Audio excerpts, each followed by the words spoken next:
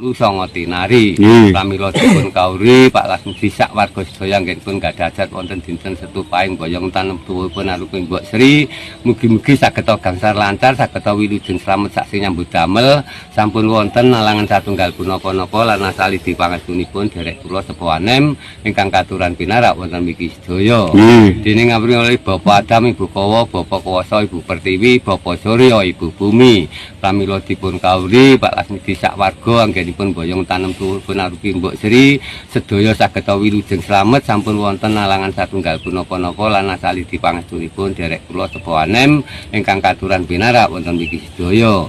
Dene ngawuri Baginda Ilyas lan Nabi Khidir, Baginda Ilyas wonten darat Nabi Khidir ingkang percaya. Pramila dipun kawuri Pak Lasmudi anggenipun boyong tanem tuwuhipun arupi Mbok Sri wonten dinten Setu Pahing sedaya sageta gangsar lancar, sageta wilujeng slamet ingkang nyambut damel wonten sabin sampun wonten nalangan satunggal punapa-napa lan asali dipangestunipun derek kula sepuhanem